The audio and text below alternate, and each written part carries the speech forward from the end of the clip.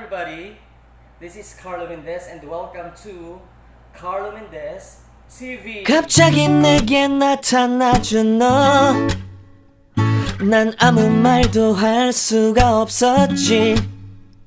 첫눈에 반한다는 이야기가 널 보는 순간 이해가 됐어. 매번 야야야야야 불러 널 야야야.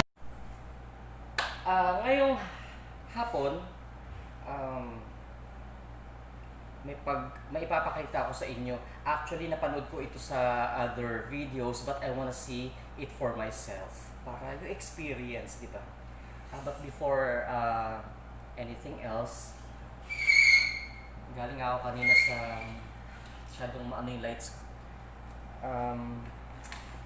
Yeah. Bulalo. Wala ko ulam. Anyway. So, sit back and relax. Ipiprepare ko lang ang aking mga props. Wait. Stay put. Hello guys. So, eto na nga. Nakikita nyo may coke ako dito. May ching. Nakikita nyo meron akong coke dito. Okay. So, tatry ko lang for myself with pouring into it a Mentos. Pero, syempre, hindi ko to gagamitin. Kasi inumin ko ito mamaya. Kung maliit lang. Wait lang. Diyan ka lang. Sponsor. Coca-Cola, ha? Huwag mahiya. Okay lang. Okay, umpisa na natin. Arriba! Wait lang. Hindi ko rin alam ito. Oh my gosh. Pag ito pumutok. Wait lang. I'm so nervous.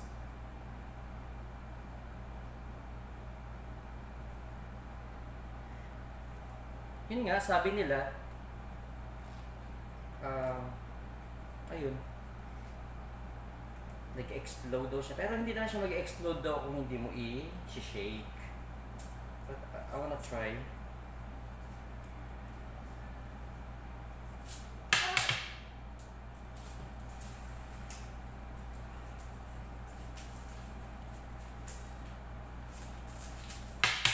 Oh my God.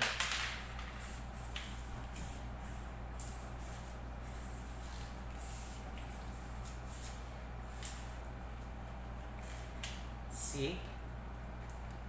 I have Mentos here. Isip kong kakapulot ang aral. Ngayong araw na ito.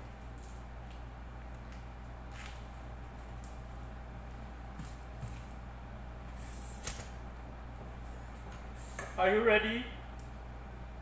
Because me, I'm not ready. I just wanna see the reaction of the Coca-Cola when the Mentos already sink in. Okay, wait. 1, 2.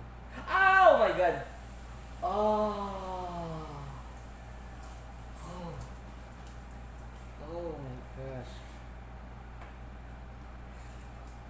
Dalawa pa lang nilagay ko. Grabe. Oh.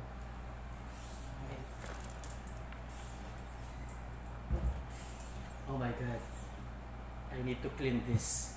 Wait. So, ayun. Natapos ko na linisin. So, paano pala? I'm just wondering, paano pala kung iinom ka ng Coca-Cola tapos sasabayan mo ng kain ng Mentos, di sumabog sa tiyan mo yun? Or mag-erupt? Diba? Pop out. I won't gonna even try. Nag-research ako according sa dalawang yan. Ang sabi dito, babasahin ko lang po. in the Diet Coke, actually, sa Diet Coke, pero di naman Diet Coke ang ginamit ko. In the Diet Coke bottle, the Mentos candy provides a rough surface that allows the bonds between carbon dioxide gas and water to break more easily, which helps to create carbon dioxide bubbles. It is because Mentos are, what is this? Are rather dense. Yeah, it is dense. Mm. They sink rapidly through the liquid, causing a fast, large eruption. Yan ang sinasabi ko, di ba? So, kung iinumin mo, mag-i-erupt siya sa tiyan mo, sa sabog. Ayoko talaga i-try, promise. So, ang sabi dito sa na-research ko, ano daw?